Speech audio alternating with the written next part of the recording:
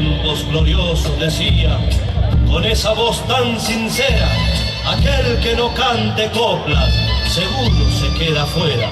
Esa era la manera de expresar los sentimientos y tal vez improvisando conseguir la compañera. ¡Vamos a la fiesta del monte!